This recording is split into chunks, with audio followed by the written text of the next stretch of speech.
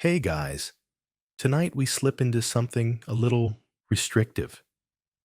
You stand in front of a tall, cloudy mirror framed in carved mahogany. Your chemise hangs loose over your hips, but not for long.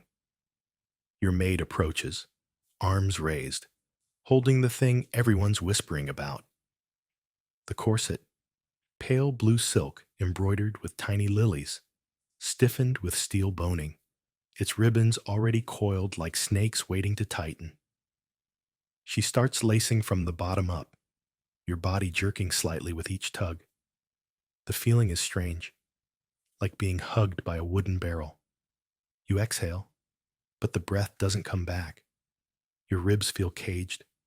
Your stomach compresses like dough in a vise. And this is only the beginning. So, before you get comfortable, take a moment to like the video and subscribe, but only if you genuinely enjoy what I do here. And hey, tell me where you're listening from and what time it is there. I love seeing how far these stories travel. Now, dim the lights, maybe turn on a fan for that soft background hum, and let's ease into tonight's journey together. You stand very still because breathing too deeply hurts. The air feels thinner somehow. Corsets have existed before. People in ancient Crete wore tight bodices, but this is different. It's the 1850s in Victorian England, and fashion has become a full contact sport. The shape of the day is the hourglass. Not your natural one? No, that won't do. The silhouette must be sculpted. Your body shaped like an exaggerated number 8. Hips flared, bust high, and that waist must disappear. You walk like a stiff wind could tip you over. No surprise. The corset restricts not only your lungs, but also your spine and diaphragm. Some women faint, others vomit. You? You simply endure. But here's the secret most never say aloud. It's not just about looking good. It's about status. A tiny waist screams, I don't work, I don't sweat. I am fed, fanned, and fancied. Working class women may wear corsets too, but theirs are simpler, more forgiving. Yours? Yours is an iron cage in satin disguise. You sit at tea and nibble a biscuit. You can't eat more because there's no room. Your stomach is squashed upward, competing for space with your lungs and liver.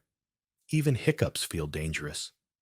Historians still argue whether Victorian women actually believed they were improving their health by wearing corsets, or if they just said so to cope. Fashion magazines claimed good posture and organ support were worth a little discomfort. Some even suggested corsets could prevent tuberculosis. Imagine that, strapping your lungs in tighter to keep them healthy. But behind closed doors, whispers told another story. A woman down the lane was found with bruised ribs. No attacker, just her corset. Another fainted into a fire grate and burned her cheek. One girl died during a dance. Her corset snapped mid-twirl. The bone shards pierced her heart like shrapnel. You probably won't survive this either. Still, you stand. You pose. You perform elegance like a trained dancer with weights on her chest. Women compete in inches, trading tips on how to train the waist smaller each season. At social events, gloved hands glide over fabric, pretending not to measure. Let's not pretend this is just fashion. This is war. And the weapons? Whalebone, steel, sometimes wood. Corset stays evolve with the times. Whalebone, actually made from the stiff yet flexible baleen in whale jaws, was once favored for its durability. Steel replaced it later, unforgiving and cold. The irony? Many corsets were made by women who couldn't afford to wear them. You head to your dresser, running your fingers over a display of lace collars and perfume bottles. Even now, the ache in your ribs throbs gently, like a slow bruise blooming beneath the skin. But you smile when your sister walks in, because pain isn't polite. Not here, not in polite society. And speaking of polite, You might wonder, did anyone ever speak out against this madness? Not yet. Not you. Not tonight. You tighten your jaw. Another hour until dinner. But there is one tiny rebellion you allow yourself. Each morning, you wear a different perfume. Today, orange blossom. Yesterday, violets. It's a whisper of choice in a world where your breath, your appetite, your very silhouette aren't yours to control. Still, you choose how you smell. That at least is free. That at least you wake the next morning not with a stretch, but with a wince. Sleeping in a corset isn't required unless you're waist training. And, well, you are. The bones press into your side as you shift in bed, and there's an unmistakable soreness along your lower ribs, like you've been wrestling in your dreams, which, in a way, you have. Wrestling your body into obedience. You sit up slowly, careful not to twist. Your maid enters with a basin of lukewarm water and a fresh corset laid across her arms like some sacred relic. Another day, another layer of laces. You hold on to the bedpost while she begins, and the process is as familiar as it is miserable. Tighten, pause, breathe, if you can. Tighten again. Outside, the world is humming with life. But for you, it's more of a carefully choreographed performance. A walk through the park becomes a slow, upright glide. You can't bend down to pick up a coin, let alone tie your own shoe. You learn to drop things strategically near helpful gentlemen. And thank heavens for fainting couches. They're not ornamental. They're necessary. After all, how long can you pretend everything's fine when your lungs are doing backflips for air? But of course, you do pretend. Because everyone does. At the breakfast table, you sip tea and nibble dry toast. You're not hungry, not with your stomach flattened like a pressed flower. Your father doesn't notice. Your mother adjusts her lace cuffs and glances out the window. You wonder, does she remember this feeling? Or did she just stop feeling altogether? Later, you head out for a carriage ride. The street jostles beneath the wheels, and every bump sends the corset steel stays pressing deeper into your sides. You smile through it. Always smile. Especially when Lord Hampton leans closer, complimenting your posture. If he only knew. Historians still debate whether Victorian men truly understood what corsets did to the female body. Some likely did, but many saw only the results. Poise, grace, and docile silence. Corsets weren't just about shaping the body. They shaped the behavior. You couldn't yell. You couldn't laugh too hard. You couldn't even slouch into comfort. You were literally bound to elegance. And in this bizarre choreography, the fainting spell became a kind of social currency. Imagine that. Your body collapsing because it physically can't cope, and society calls it delicate. You're rewarded with smelling salts and the gentle arms of a concerned suitor. He thinks he's rescuing you. You think, I can finally sit down. Quirky side note, some corsets were made with little secret pockets sewn inside the lining. Women stashed handkerchiefs, letters, even money there. One tale involves a debutante hiding a note from her forbidden lover, folded flat beneath the busk. A literal love held at the center of her ribs. Romantic, yes, but also tight. You pass a window on your stroll and catch your reflection. The effect is stunning. Even you admit that. The bodice of your gown curves like calligraphy, the waist impossibly small. But you don't feel powerful. You feel small, contained, decorated, yes, but like a teacup behind glass. Some women endure this quietly. Others become quite good at pretending to adore it. And some lean into the performance with such perfection that they become fashion icons. Women like Empress Eugenie of France, whose figure inspired copycats across Europe. Her corsets were rumored to be laced by two footmen, pulling in tandem like a tug-of-war team. Whether that's true or not, historians still argue, but it's an image you can't shake. You make it home just before dusk, lungs grateful for every step closer to relief. But even when the corset is finally removed, the ghost of it remains. Your skin bears the red marks of every seam. Your ribs feel oddly floaty, like they've forgotten where to sit. And for a moment, breathing deeply feels as unfamiliar as flying. You curl onto your side, hugging a warm water bottle against your belly. It hurts to lie flat. You think about the girls who died doing this, just for fashion, but you also think about the ones who didn't. The ones who wore the corset like armor, like control. And you wonder which one you'll be tomorrow. You wake the next morning not with a stretch, but with a wince. Sleeping in a corset isn't required, unless you're waist training. And, well, you are. The bones press into your side as you shift in bed, and there's an unmistakable soreness along your lower ribs, like you've been wrestling in your dreams, which, in a way, you have. Wrestling your body into obedience. You sit up slowly, careful not to twist. Your maid enters with a basin of lukewarm water and a fresh corset laid across her arms like some sacred relic. Another day, another layer of laces. You hold on to the bedpost while she begins, and the process is as familiar as it is miserable.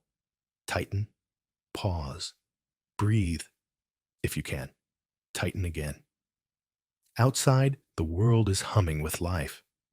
But for you, it's more of a carefully choreographed performance. A walk through the park becomes a slow, upright glide. You can't bend down to pick up a coin, let alone tie your own shoe. You learn to drop things strategically near helpful gentlemen. And thank heavens for fainting couches. They're not ornamental. They're necessary. After all, how long can you pretend everything's fine when your lungs are doing backflips for air? But of course, you do pretend. Because everyone does. At the breakfast table, you sip tea and nibble dry toast. You're not hungry, not with your stomach flattened like a pressed flower. Your father doesn't notice. Your mother adjusts her lace cuffs and glances out the window. You wonder, does she remember this feeling? Or did she just stop feeling altogether? Later, you head out for a carriage ride. The street jostles beneath the wheels, and every bump sends the corset steel stays pressing deeper into your sides. You smile through it.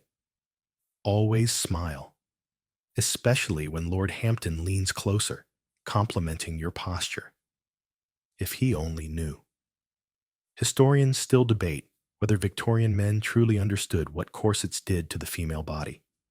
Some likely did, but many saw only the results: poise, grace, and docile silence. Corsets weren't just about shaping the body. They shaped the behavior. You couldn't yell. You couldn't laugh too hard. You couldn't even slouch into comfort. You were literally bound to elegance. And in this bizarre choreography, the fainting spell became a kind of social currency. Imagine that.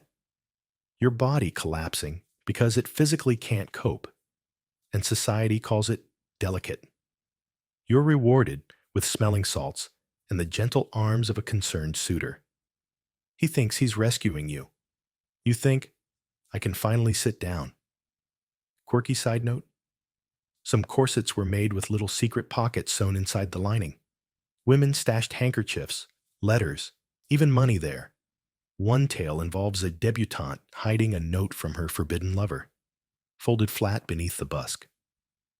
A literal love held at the center of her ribs. Romantic, yes, but also tight.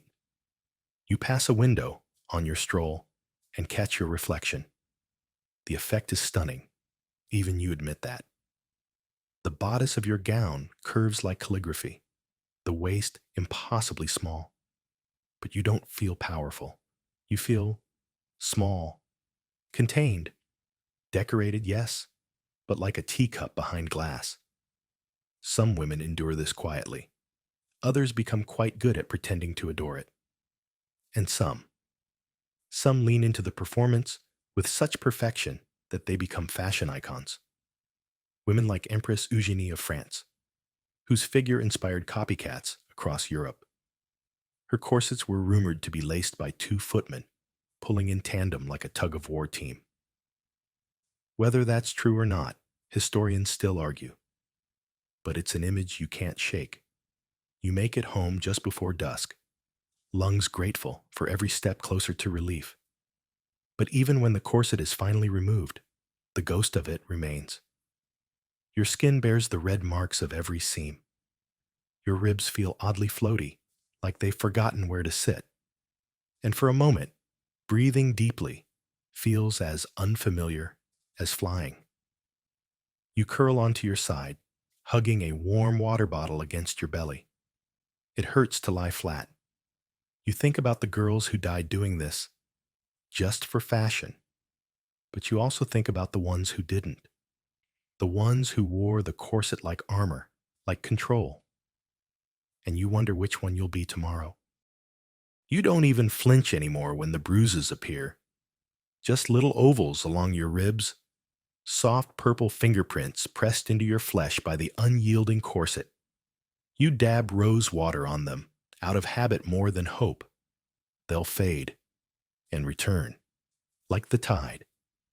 It's evening now. The ballroom flickers with gaslight, and the chandeliers make everyone look beautiful, even the ones slowly collapsing inside. You're dressed in your finest gown, bodice laced tight, silk rustling like breathless whispers. Your waist tonight? 16.5 inches. You measured before leaving, and then measured again, just to be sure. The music swells. You step into the dance with a gentleman whose name you don't catch. Not that it matters. You're too busy counting your breaths. 1, 2, pause. 3, 4, pause. You float through the waltz like a woman in a painting. Distant, perfect, and increasingly lightheaded. You've learned how to mask it. A little tilt of the chin here, a quick sip of champagne there. Just enough sugar to keep the faintness at bay. And of course, always a couch nearby. Always. But tonight, someone's not so lucky. A girl collapses near the stairwell. The music stutters, then resumes. Her friends gather her up, fan her gently. She's pale but smiling. Too much excitement, someone laughs.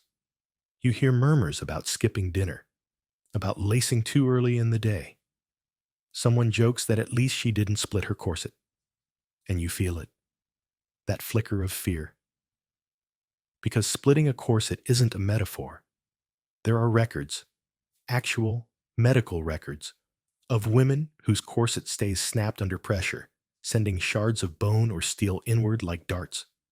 One case, from Vienna, described a fractured steel rib punching through the spleen. The attending doctor wrote that death was instantaneous. Another girl, just 16, died during a piano recital. No fall, no accident. Her corset had simply been laced too tight for too long. Her parents buried her in the same dress. Historians still argue whether these reports were rare freak accidents or symptoms of a widespread problem that fashion simply refused to confront. After all, corset injuries rarely made the front page, unless the death was spectacular. Quiet suffering wasn't news. You excuse yourself from the ballroom and glide down the hallway toward the powder room. You need air, or something close to it. In the mirror, your reflection looks regal. Your cheeks flushed, your neckline exquisite. But you see the tension in your own jaw, the way your fingers twitch near the corset's edge. You reach behind your back, pressing into the seams. There it is again. The soreness that feels like it's coming from the inside. Corsets don't just bruise skin, they change your body. They reshape your ribcage. Doctors performing autopsies in the 19th century often found organs compressed, intestines shifted, ribs deformed inwards to form a permanent cone, a kind of sculpting from within. Some women, when finally freed of the corset, found they couldn't breathe deeply anymore. Their bodies had adapted or given up. And let's not forget the internal bleeding. One particularly morbid tale from 1889 described a woman coughing up blood. Doctors discovered a stay had been pressing against her lung for months. She hadn't felt pain, just pressure, constant background pressure. The kind you ignore until it's too late. But enough about that. You splash cool water on your face. Pat gently. Smile. That's what's expected. You make your way back to the party, posture flawless, gait measured. You pass a group of women laughing softly. One clutches a tiny bottle of vinegar-smelling salts. Another slips a sugar cube into her mouth. Everyone has their trick. And still, none of you ask the obvious. Why are we doing this? Because that question, once asked, becomes hard to unask. You return to your table. Sit carefully. Breathe shallowly. And remind yourself, this is the price of elegance. You don't always think about what's beneath the silk. But tonight, the corset scratches at your ribs in a way that makes you wonder. Not just how it hurts, but what else it's doing while it hides there. Underneath all the fashion, all the compliments, corsets are secrets stitched in bone. Take the lining. Yours is soft enough. Cotton or linen, maybe satin if you're lucky. But not everyone's is so kind. Some cheaper corsets, especially those sold to working-class women, were dyed with arsenic-based pigments, especially the fashionable greens. Sheely's green, they called it. That glow, that shimmer, that was poison, darling. Arsenic seeped through sweat, especially when worn tight against the skin. Rashes, sores, even internal toxicity. And if you wore one every day, which most women did, it didn't take long for symptoms to appear. A rash, today. Blurred vision tomorrow. Historians still debate whether manufacturers knew just how toxic those dyes were, or if they simply didn't care. But one thing's clear. Many women suffered, quietly, fashionably, and fatally. You shift slightly in your chair, pressing your palm into your side to relieve a cramp. There's something caught in your corset's lining. You reach between the laces and find a folded scrap of paper. A note, half crushed and smelling faintly of lavender. You tucked it there this morning, absent-mindedly. A reminder. A quote. A name. That's another thing corsets were good for. Concealment. Women carried everything in them. Love notes, secret messages, jewelry even. One scandalous rumor claimed a lady smuggled opium through customs in her corset busk. Another, more romantic, tells of a duchess hiding a lock of her dead lover's hair inside her stays for 20 years. She died with it still pressed against her ribs. And you? You tuck the note away again without reading it. Not tonight. You glance around the room. People don't see the woman. They see the silhouette, the perfect hourglass. You're not an individual anymore. You're an achievement, a goal, a triumph of tailoring and pain tolerance. The irony is, the corset didn't just constrain women, it also enabled them. With their torsos locked upright, they could move with a kind of ease, riding horses, standing for hours, performing household duties, without slouching. That posture, that proud chin tilt, half confidence, half coercion. But the dark side never went away. The nightmares of broken stays, of ribs snapping, of corsets pulled too tight and never loosened. And sometimes, the secrets were more than metaphor. In one account from 1872, a woman was found unconscious in her home. She hadn't fallen or fainted. Her corset had twisted in her sleep, the busk digging into her abdomen. When doctors removed it, they discovered internal bruising so severe they thought she'd been beaten. She hadn't. She'd simply been sleeping. You think about that as you prepare for bed. The maid comes in quietly, carrying your looser night corset. Even in sleep, the waist must be trained. You step into it wordlessly. She laces it with practiced hands, not too tight, just enough to keep the progress. The pressure settles back over your ribs like a familiar fog. You lie down carefully, turning onto your side. Your hands rest over your stomach, where your organs have learned to shift to accommodate fashion. And beneath your hands, another little secret, a tiny embroidered pouch sewn into the lining, a gift from your sister. Inside it, a pressed violet and a miniature pencil. You don't know why you carry it, only that you do. Only you've never been blamed so politely in your life. It starts with a pamphlet. You find it in the morning mail, sandwiched between an invitation to Lady Templeton's garden party and a bill for hat pins. The dangers of modern dress, it declares in thick Victorian lettering. Inside, a treatise written by a physician, male, of course, explaining how women are slowly killing themselves with vanity. You skim through the pages. Diagrams of twisted intestines, drawings of misaligned spines, phrases like degeneration of female constitution and self-inflicted illness. The tone is scolding, scientific, and utterly devoid of empathy. You want to laugh, or maybe scream, because you didn't invent this corset. You didn't ask for it to be stitched into every expectation of femininity. You didn't demand that your value be measured in inches. But now, the same culture that insists you must be tiny also accuses you of trying too hard. How convenient. Historians still argue whether Victorian women wore corsets primarily for men or for other women, or even for themselves. The answer, of course, is layered, complex, like the garments themselves. But one thing is clear. Women weren't just participants in this trend. They were its scapegoats. You imagine sitting across from one of those doctors, trying to explain the social death that comes from appearing thick-waisted, from breathing freely, from not performing perfection. Would he understand? Or would he just prescribe more walking?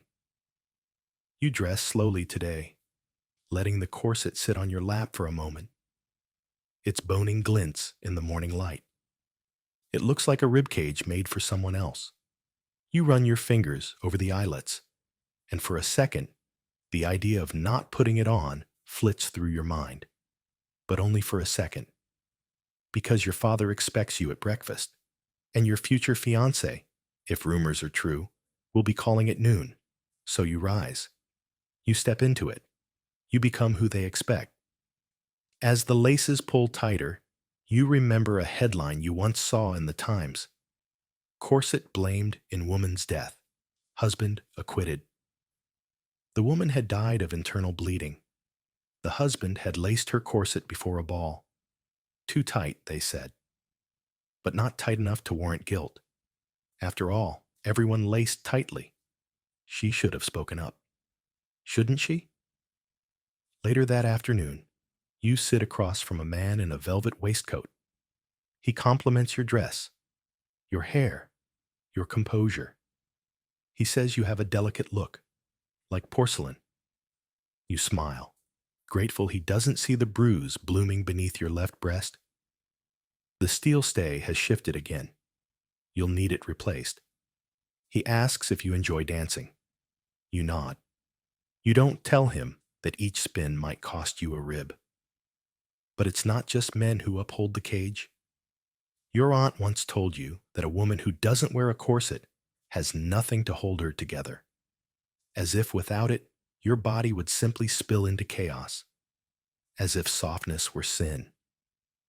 There's a term you've come to hate: corset discipline. It's used to describe not only fashion, but upbringing. A tightly laced girl is a good girl, quiet, upright, obedient. Some boarding schools enforce all-day wear. Some mothers make their daughters sleep in stays from age 9. You've heard stories of girls passing out during morning prayers, only to be scolded for weakness. One boarding mistress even claimed corsets prevented wanton thoughts, which makes you wonder what exactly she thinks lungs do. You press a hand to your chest now, feeling your heart beat steady and slow, like it's learned to move in half steps. Tomorrow, you'll hear another story.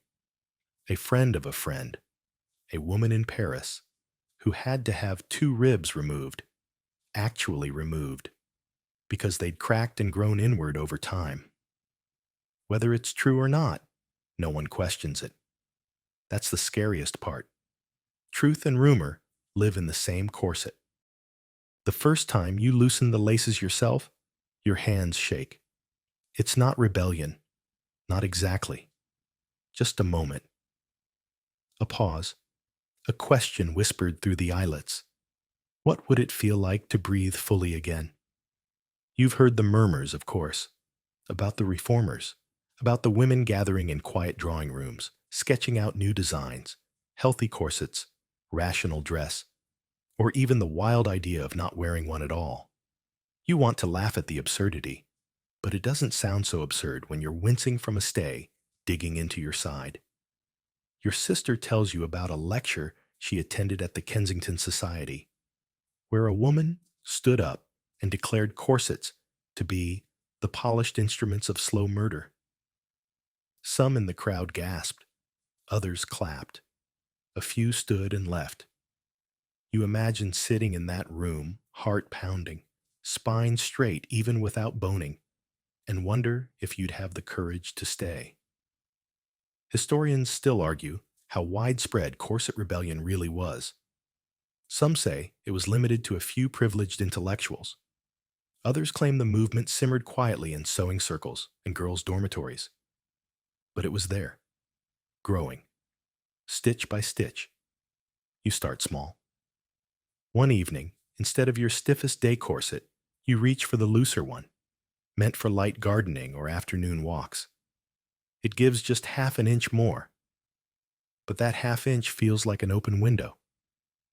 At dinner, no one notices, or if they do, they say nothing. You manage to eat half a potato without feeling faint. It's not freedom, but it's a crack in the wall. Then, a letter arrives. It's from your cousin, working now with a group called the Rational Dress Society. She encloses a sketch of a new undergarment. No stays, no laces, just layered fabric, cut to follow the body's shape rather than force it. It moves with you, she writes, not against you. You run your fingers over the ink. It's ugly. You admit that. Not shapeless, but unfamiliar. No cinched waist, no perfect hourglass. Just a body. Your body, without disguise.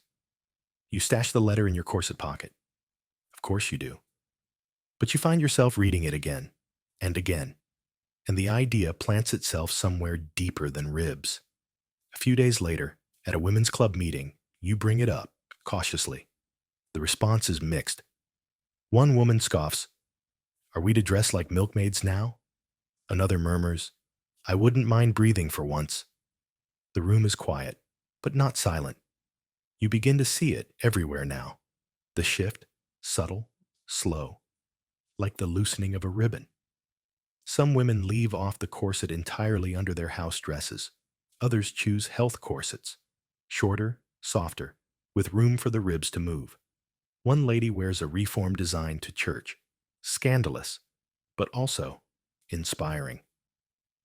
Of course, the backlash comes swiftly. A cartoon in the London Charivari depicts a corsetless woman knocking over teacups with her uncontained form.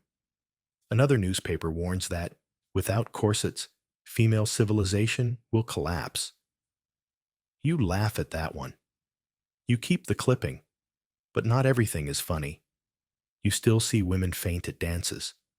Still hear stories of girls who fall ill after pushing their waist size just a bit further. The reform is a ripple. The tide hasn't turned yet. Still, one day you walk past a shop window and notice something. A mannequin wearing a dress with a natural waist. No corset lines, no ridiculous boning. It doesn't scream glamour, but it breathes. You don't buy it. Not yet. But you look. Later that night, in your room, you unlatch your corset. Let it drop. You lie back on your bed, palms resting gently over your middle. Your body feels strange, as if it doesn't know how to be without the armor. But it also feels honest. And maybe, just maybe, that's enough to keep going. The corset sits on your vanity, untouched. Not flung aside, not burned in rebellion, just resting.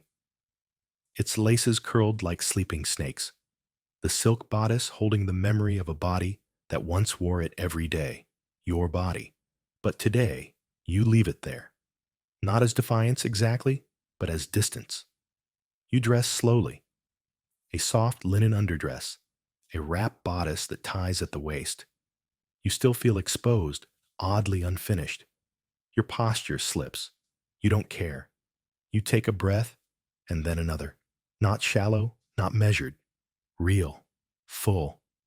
You blink back a tear that surprises even you.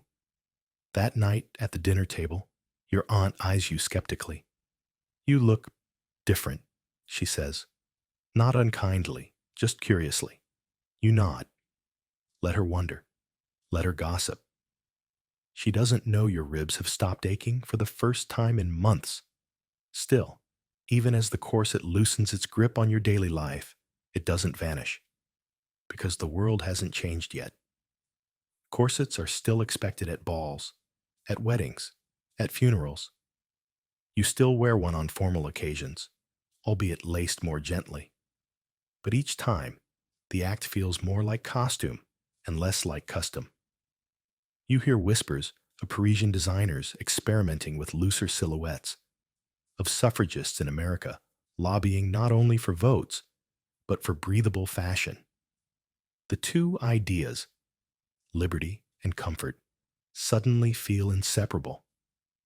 Historians still debate whether corsets really disappeared in the 20th century or simply evolved into subtler forms. Some say modern shapewear is just the corset's descendant, still whispering that we must be smooth, flat, curved in the right places. Others argue that choice makes all the difference. You're not sure yet. But what you do know is this. Once your body remembers how freedom feels, it never forgets.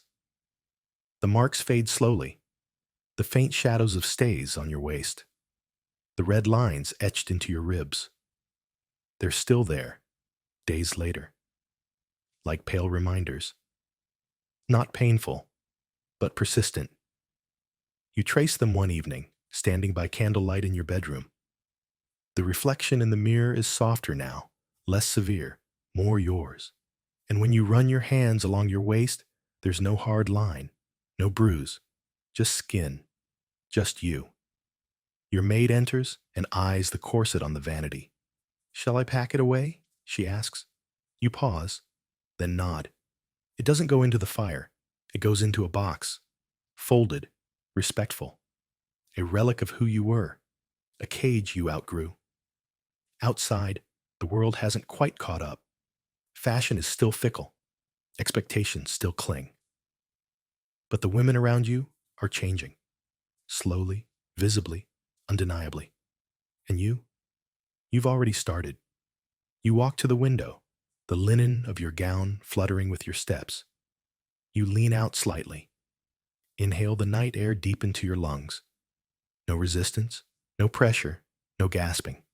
Just breathe, just life. Wind down. 300 words. The gaslight is soft now, flickering low. Outside the window, the streets have gone quiet. Horse hooves long faded, parlors gone still. The hush of midnight settling like a veil across the world. You lie back beneath the covers, the cool cotton pulling gently over your chest, ribs rising and falling without effort. Your arms rest easily, your neck no longer strained from standing upright for hours. And for the first time in what feels like forever, your body doesn't brace itself. There is no tightness, no digging pressure, just softness and space, and the slow, patient release of everything you were once expected to hold in. The corset, in all its silk and steel, is far away now. It may have shaped a century, may have pressed thousands of lives into silence, but tonight it loosens its grip, at least for you. You've survived the squeeze, you've outlived the silhouette, and so has your story. You close your eyes and let the past fade like the end of a long waltz. Notes hanging in the air, memories slipping quietly between the folds of time. The bruises heal, the bones settle, the breath returns. And the woman underneath it all? She was always there, waiting. Rest now. Let the lights fade. Let the world wait. You don't need the laces anymore. Not tonight. The air smells faintly of wet stone and plum blossoms, and your feet, well, they've never hurt quite like this. You're balancing in your brand new silk shoes, each step a little betrayal to your bones. The fabric shimmers in the moonlight, but the real shimmer? That's just pain disguised as elegance. You're about 5 years old, still technically a toddler, really, but not tonight. Tonight, you begin becoming a woman. And no, you probably won't survive this comfortably. But you will survive it the way every woman in your family has, through gritted teeth, with ankles turned in and toes folded beneath, like secrets no one dares straighten. So, before you get comfortable, take a moment to like the video and subscribe, but only if you genuinely enjoy what I do here. And while you're here, let me know in the comments where you're tuning in from and what time it is where you are. Always fascinating to see the sleepy map light up. Now, dim the lights, maybe turn on a fan for that soft background hum, and let's ease into tonight's journey together. Your feet are wrapped in soaked cloth, chilled just enough to numb you, but not quite enough to hide the snap. Your grandmother hums. Your mother pulls tight. The air in the room is filled with lavender oil and inherited determination. The bones don't break all at once. It's more of a slow collapse. Toes are tucked under, arch pulled taut, and the heel strained forward until it kisses the ball of your foot. A crescent moon shape, a golden lotus in the making. And the shoes. They're waiting, perched on a low red stool, impossibly small and embroidered with phoenixes. Not the fire kind. More, the I survived this once, and so will you kind. They're less like shoes and more like trophies. You won't walk in them for days, maybe weeks. But when you do, it'll be a ceremony, a parade of one. Everyone watching, everyone pretending it's beautiful. Your world becomes vertical. Sitting is relief. Standing is defiance. Walking is, well, it's an Olympic sport of its own. Every step sends signals to the spine, to the knees, to your still growing hips. This isn't just fashion. It's orthopedic sabotage. Historians still argue whether foot binding began as imperial court entertainment or a misguided imitation of palace dancers. Either way, it's stuck. For centuries. Because patriarchy? Oh, it loves a good legacy. Out in the courtyard, you try standing again. The shoes slip on like silk coffins. They look lovely and absurd and impossibly light. You shift your weight, wobble, nearly tip. But your mother steadies you. Her hands are calloused from years of doing the same. She doesn't smile. She just nods, satisfied. Did you know that a perfectly bound foot, The dream was supposed to measure no more than 3 inches long. That's shorter than a modern credit card. And they were called golden lotuses because apparently, if you name something pretty enough, you can almost forget it's slowly disfiguring your child. The phrase walking on broken bones wasn't just poetic, it was literal. The foot had to be reshaped to fold into itself. To do that, the toes were crushed and tucked, the arch collapsed, and the heel pulled forward until standing became a kind of slow motion ballet. And somehow, women kept doing it, not just for themselves, but for their daughters. For love, they said, for honor, for a better match. You shuffle 3 steps. The shoe bites your heel, and a trickle of something warm slides between your toes. Your face doesn't flinch. That's lesson 1. Always smile in discomfort. Always walk like nothing's wrong. Your father glances over from the doorway, sips his tea, and nods with pride. You can't help but wonder, would he still be proud if he saw the bandages, the bruises, the spots where nails might already be loosening from the strain? But no one talks about that. What they do talk about is how elegant you'll look when you're older, when you serve tea with grace and hobble with the poise of a porcelain doll. That's the dream, or the nightmare. Honestly, at this point, who can tell? Here's your fringe fact for tonight. Some families use special foot binding beds, tiny platforms with ropes, to help girls sleep with their feet bent tightly in place. Sweet dreams, right?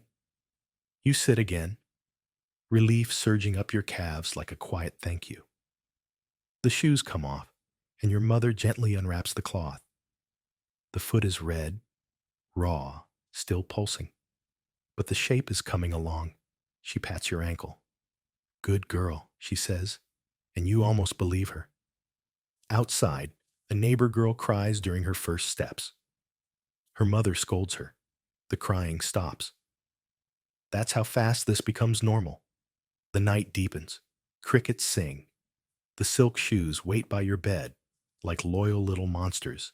And you drift off slowly, already dreaming of the day you'll walk across a wedding hall without flinching. You wake before dawn, even though your legs still ache from yesterday's effort. The moonlight filters through the paper windows, casting soft squares on the floorboards. Outside, a rooster calls like it has a personal vendetta against sleep. But inside, the house is already stirring, quietly, like a machine made of silk and discipline. Your mother kneels beside you, basin in hand. Steam rises from the warm water she's brought to soften yesterday's bandages. Today is a binding day. You knew that from the smell alone. Rice wine and crushed herbs. It's oddly comforting, like the scent of tradition and mild panic. She unwraps your foot, slow and careful.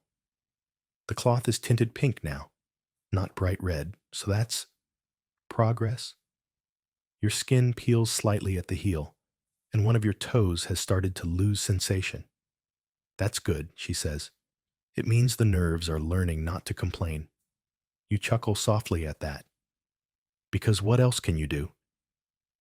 She stretches your toes again, down and under, and you bite the inside of your cheek. A single sound would shame the both of you. It's not just the pain.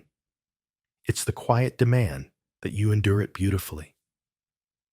There's a poem your aunt once whispered to you, half lullaby, half warning. Bend the bone, the soul will follow. Curl the foot, and catch tomorrow. It sounded prettier before your foot started to swell. Binding isn't a single act. It's a lifestyle. Morning, noon, and night. Soaking, unwrapping, rewinding. The cloth must be tight. Tight enough to reshape bone, but loose enough to avoid immediate infection. There's an art to it, like origami, but with skin.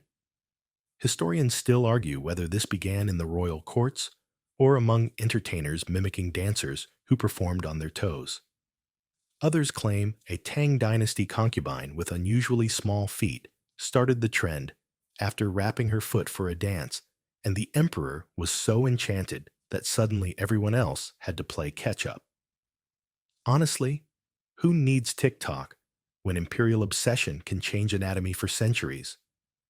Your cousin visits during the process. She's 2 years older and already walks like a cat balancing on two chopsticks. Graceful, controlled, slightly terrifying. She brings a pair of her own shoes, pale pink with white embroidery shaped like cranes, and lets you hold one. It's light as a dream and just as implausible. She leans in and whispers, "I used to pass out during the second month. You'll get used to it." You smile, because apparently passing out is part of the syllabus. Later that morning, after your mother rebinds your feet with fresh layers, silk, cotton, and a secret herb mix that might reduce swelling, you attempt walking again. 3 steps. Pause. Breathe. Try not to look like a duck. Outside, the market's bustling. A peddler sells sugar hawthorn skewers, and a woman across the lane adjusts her daughter's bindings mid-conversation. You're not alone. That's the strange part. Everyone around you limps in rhythm, like this is some kind of strange communal ballet where pain is the choreography. You overhear two older women debating the right method. One swears by starting at age 4. The other insists 6 gives stronger arches. Too early, she sniffs, and they collapse. Which is ironic, considering that's kind of the point. You rest on a bench near the duck pond, while your mother haggles for thread. Nearby, a girl unwraps her foot under a tree, discreetly checking for infection. The skin between her toes has split. She dabs it with honey water, an old remedy. That's your quirky tidbit for this section. Honey was often used on bound feet to prevent rot, because when you break your foot on purpose, you also have to be your own medic. Someone walks past wearing lotus shoes dyed bright green, the color of new bamboo. The toes point upward, curved like a shrimp. You wonder if that's how yours will look one day. Will you be proud or just numb? You wake to the sound of thread snapping. Sharp, quick, familiar. Your mother is repairing one of your silk shoes again. Its heel wore through from yesterday's walk to the shrine. You hadn't meant to limp that far, but once you start moving, it's hard to stop. Or maybe it's harder to start again. She's already boiled the cloths for today's binding, and the faint scent of vinegar and rosewater lingers in the air. Your feet twitch beneath the blanket, aching before they even touch the floor. But they'll be going back into the shoes soon. Your best pair, in fact. There's a visit planned today, a shoemaker's stall in the town square. Time to upgrade the pain wardrobe. The old cobbler is set up beneath a painted parasol, surrounded by rows of shoes like tiny sculptures. Silk, satin, brocade. Some have curved wooden heels, some are padded at the toe, and others are so stiff they look like they could walk on their own. He's maybe 60, maybe 100. Age is fuzzy when your hands know more than your face does. He doesn't speak much, just gestures for your mother to place your foot on a padded stool. He lifts your foot with a tenderness that's almost surprising, runs a fingertip along the curve, measuring, adjusting. Then he leans back, strokes his beard, and mutters, still soft at the heel, "You'll need firmer support, something like pine." You blink. Did he just compare your foot to wood? Apparently, yes, because in this world, a perfect shoe must resist collapse, just like the girl inside it. He sets aside a pair with gold embroidery and picks up another. Deep blue silk with white plum blossoms. Elegant, sharp, slightly terrifying. The sole is narrow, designed to funnel your weight onto the arch, forcing balance through the center of your foot. What's left of it, anyway. Historians still argue whether the shoemakers were passive enablers of the tradition or proud artisans preserving cultural beauty. Some even likened their work to poetry, every stitch a metaphor. And sure, maybe that's true. If your idea of poetry includes splints and blood-absorbent lining. The shoes are ready for pickup in 2 days. In the meantime, your old pair gets a slight adjustment, extra padding at the toe, a little lacquer to disguise the cracking fabric. You'll need them tonight. There's a tea ceremony. And while no one will say it out loud, you're expected to walk across the courtyard without stumbling once. Back at home, you practice. Step, pause, balance. You hold your fan just above the brow, chin lifted, eyes lowered. The steps are measured, half a tile's width, maybe less. The silk of your shoes slides on the stone. No squeaks, no clunks, just the soft whisper of satin over centuries. Here's your quirky tidbit. Some shoes were designed to squeak on purpose, a flirtation tactic, so the girl's approach was audible, like wind chimes with intent. There were even little bells sewn inside for special occasions. So, yes, foot binding had a soundtrack, and it wasn't always subtle. Later that evening, the house is lit with soft yellow lanterns. Guests arrive, aunties, cousins, one uncle who always smells faintly of fermented tofu and misplaced opinions. The tea is poured, and your name is called. You rise slowly, every muscle in your leg holding its breath. Your toes are already numb. The bandage itches. But your balance? It's exquisite. You glide across the room in your battered blue shoes and place the porcelain cup on the tray without a tremble. There's a moment of silence. And then a nod. A single, approving nod from an older woman who once trained dancers at a governor's estate. It's like winning a medal, except the prize is more walking. After the ceremony, you collapse into your cushion, discreetly adjusting your shoe. Something's rubbing again. Maybe a loose stitch, or a toe that's moved too far inward. You'll find out later. Probably in the bath. That's when most secrets come out. Here's something strange. Even now, you sometimes forget what your natural foot looked like. There are paintings, sure, sculptures, but your own? Faded memory. It's like trying to recall your own face before mirrors. Morning again, and already your calves hum with warning. Today is market day, which means walking, publicly. In full view of strangers who will absolutely notice if your sway is uneven, or if your expression flinches with pain.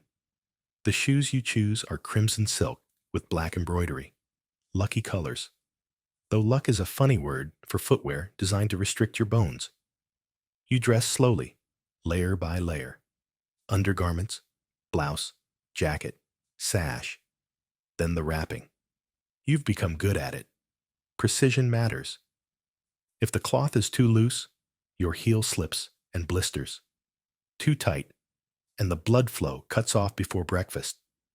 You hum quietly as you wind the binding around your foot like a secret. In the courtyard, your father waits with a nod.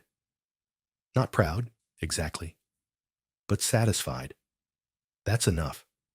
He's wearing his scholar's robe, ready to buy scrolls and dried plum snacks. You'll accompany him, not for his errands, but to show that you can walk beside him, dignified, obedient, presentable. The street outside hums with life. Wooden carts creak past, laden with radishes and chrysanthemums. Women haggle over silk thread, while a piglet on a leash scampers down an alley like it owes someone money. You keep pace with your father. Short steps, chin up. The shoes do most of the work now, shaping your stride into something less like walking and more like floating with intention. But every float still has gravity. Each step jars a hidden corner of your foot, usually the same spot, like a lesson that never quite settles. And every few paces, someone glances at you, not in concern, but curiosity. There's an art to this gait. It's slow, rhythmic, and slightly unstable, like balancing on rolling pins. Historians still argue whether the signature walk was deliberately cultivated as a performance or simply a byproduct of pain. Some sources describe it as seductive, hips swaying slightly, torso still.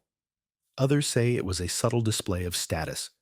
Only women who didn't need to labor could afford to walk so inefficiently. You pass a group of boys racing in bare feet, shouting, laughing. One of them stumbles, scuffs his knee, and howls like the sky fell. You blink. Must be nice, you think, to fall and not already be broken. At the fabric stall, your father inspects bolts of blue satin while you stand beside him, motionless except for a gentle shift of weight from foot to foot. A woman nearby compliments your shoes. You nod graciously, though one of your toes is throbbing so loudly it could form its own drumline. She asks how long you've been walking, and your father answers proudly, since she was 8. You don't correct him. It started at 5. But what's a few years among fractures? Here's your quirky tidbit for today. Some girls would practice walking by holding trays of water on their heads. The goal? Glide smoothly enough not to spill a drop, despite the agony below. And if they did, well, no dinner that night. Foot binding came with choreography and consequences. Later, you visit a relative, Aunt May, who once taught etiquette to the daughters of a local magistrate. She watches you walk into her courtyard with a discerning eye. You can tell she's measuring angles, posture, and how well you hide the limp. She serves you tea, then nods. Your sway is developing, she says. Soon, men will notice. You're not sure how to feel about that. You sip the tea, grateful for the warmth seeping into your fingers while your feet scream silently beneath the table. You've mastered the art of stillness, of smiling through nerve damage, of never shifting in your seat unless it's absolutely necessary. You stay through the afternoon, enduring polite conversation and compliments about your embroidery. But the truth is, your embroidery isn't half as praised as your posture. That's what gets noticed. That and the shoes you slip back on when the visit ends. You wake to rain. Not a downpour, just the soft kind that wraps the world in whispers. It slides down the tiled roof in elegant lines, tapping the courtyard like a careful drum. You don't have to walk anywhere today, but that doesn't mean you rest. Number today is for preparing your feet, for beauty, for matchmaking, and, weirdly enough, for poetry. Your mother brings a basin of water laced with ginger and something vaguely medicinal smelling. You sit on the floor and soak your feet while she unpacks a small stack of letters. Not hers, yours, or at least addressed to you. From boys you've never met, rich ones, with aspirations, and, apparently, strong feelings about foot size. You unwrap the cloth from your right foot, slow and steady. The skin is pale and crinkled, toes curled like commas in a sentence you no longer remember starting. The nail on your second toe fell off last month. You pretend not to notice. Your mother pretends with you. The letters are read aloud. You're not expected to reply yet, just to listen. My lotus flower, one of them begins. I imagine your step no heavier than silk brushing air. A bit dramatic, but you smile anyway. That's the thing. These letters don't mention your eyes, or your laugh, or your thoughts on plum wine. Just feet. Always the feet. Your walk, your shoes. The mystery wrapped in 10 layers of cloth and generational pressure. Here's your mainstream historical fact. Qing-era poetry and erotic literature often centered on lotus feet. Entire collections were dedicated to their beauty, shape, scent, sound, even imagined taste. It was, to borrow a modern phrase, a full-on aesthetic. One scholar even wrote, "A woman's virtue blooms from her gait." Though historians still argue whether men believed this, or merely learned to parrot what society applauded. Your cousin joins you after lunch. She's brought shoe pads, small cushions filled with dried petals and cloves, to mask odor. She also brings gossip. Apparently, one of the girls in the next district had her engagement broken off after her future husband saw her unwrapped foot. "It looked like a mangled peach," he'd whispered to a servant. You both laugh, softly. Not because it's funny, but because what else can you do? You dig through your personal chest and pull out your best pair of shoes, embroidered with gold thread chrysanthemums, narrow as a flute case. These are the ones you'll wear for your next formal appearance. The padding inside is worn thin, but the outer layer shines. Your cousin suggests stuffing the toe with lavender and cotton, a trick she learned from an older girl who once fainted mid-banquet and blamed it on bad stitching. Here's your quirky tidbit. Some women kept different scents in their left and right shoe to signal mood or marital availability. Jasmine meant open to courtship. Sandalwood meant please go away. Imagine if Tinder worked like that. You spend the afternoon walking short laps around the inner corridor, practicing posture, fan placement, eye movement. The goal is to appear effortless while managing a situation that would horrify any modern podiatrist. Every pivot is rehearsed, every turn calculated. Walking for you is no longer transport, it's performance art. At dinner, your father mentions one of your potential suitors has been promoted. A tax official, wealthy, educated. His mother is said to be particularly fond of modest girls who walk like leaves on water. You nod, then immediately regret the motion as your ankle protests. Later that evening, alone in your room, you reread one of the letters. This one has a sketch, a drawing of a shoe, delicately inked, with notes about the imagined foot inside it. The arch is impossibly curved, the toes barely visible. You stare at it for a long time, not sure whether to feel complimented or reduced. You're summoned to the palace. Not the big, golden-roofed one with dragons carved into everything, but a smaller, regional estate belonging to a cousin of someone vaguely connected to the imperial court. Still, it's an event, which means one thing. You'll be walking today like you've never walked before. Your mother polishes your newest shoes until they gleam like lacquered cherries. She wraps your feet extra tight this morning, so tight, in fact, that you feel a sudden dizziness before breakfast. You chew ginger root to settle your stomach and lie back for a moment, watching the ceiling sway slightly. It's fine. That's normal. On the cart ride to the estate, you sit upright, back straight, legs together, feet tucked. You don't speak. You don't fidget. You think of nothing except the route you'll take once inside, the walkway, the threshold, the number of steps from the door to the mat where you'll kneel. Every twitch is choreography now. When you arrive, the courtyard shimmers with formality.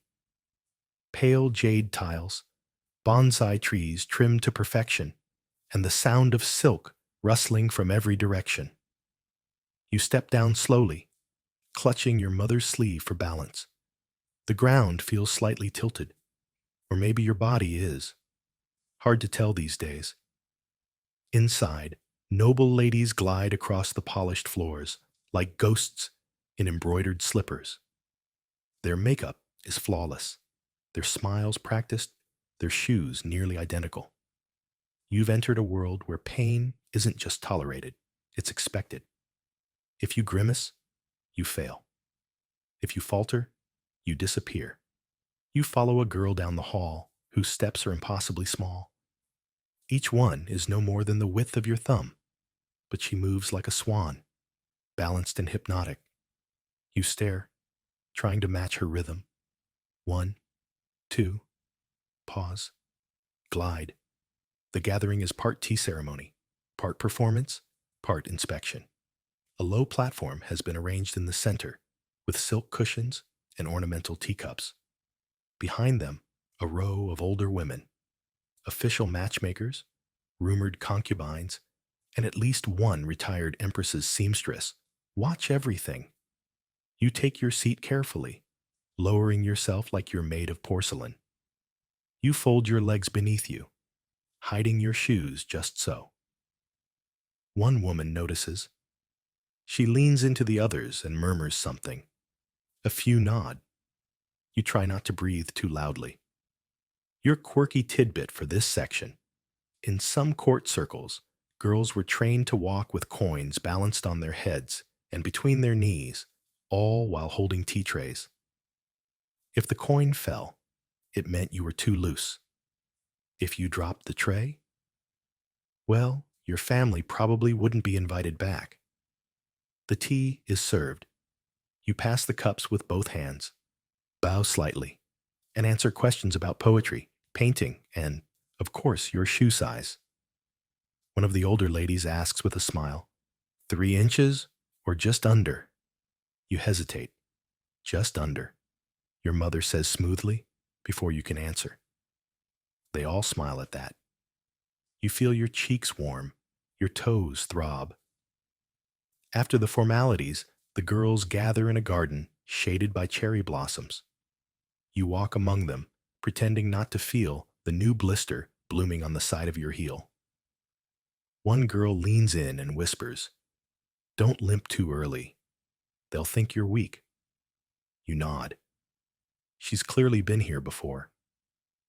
Historians still debate how much power palace women really had. Some say they wielded influence behind silk screens and marriage alliances. Others argue they were merely trapped, decorated, and arranged like expensive furniture. You watch a noblewoman scold a servant for stepping too loudly and wonder which version is truer.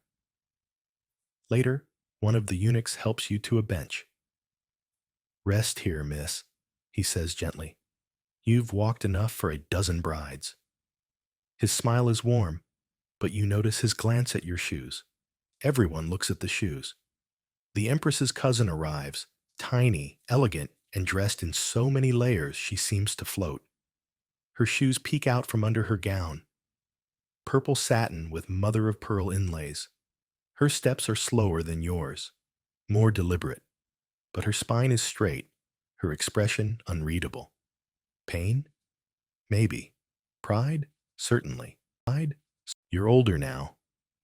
Not quite betrothed, not quite free. Somewhere in the middle, a space held together by silk ribbon and social expectation. But something's changed lately. It's not just the ache in your feet, which has settled into a kind of dull throb you hardly register anymore. It's the whispers, the sideways glances, the gentle talk of times changing. This morning, your cousin arrives with a book, not a scroll, a bound book, from a missionary school, in English. You can't read it, yet, but she explains what's inside. Lessons, letters, maps, and an idea. That beauty doesn't have to hurt. You blink. That doesn't sound right. You both sit by the pond and dip your feet in, still wrapped, but briefly unshod. The cool water eases the inflammation. Your cousin leans closer. They say foot binding might end, that some families are already stopping. You stare at her. Stopping? Like, just not doing it? She nods. In the cities, reformers, foreign doctors, some girls are walking freely now. Her voice is hushed, like it's treason. And maybe it is. A little. Here's your mainstream historical fact. During the late Qing dynasty and early Republican era, reform movements began urging the end of foot binding. Western missionaries, Chinese feminists, and government edicts all played roles. But enforcement, patchy at best. Deep-rooted tradition doesn't vanish overnight. You stand carefully, adjusting your grip on a parasol. Your feet are wrapped, of course, but looser today, a quiet rebellion. Your mother hasn't noticed, or maybe she has, and she's letting you have this small breath of air. That afternoon, in town, a small group has gathered by the temple gates. A woman, unbound, barefoot, stands on a makeshift platform, reading from a pamphlet.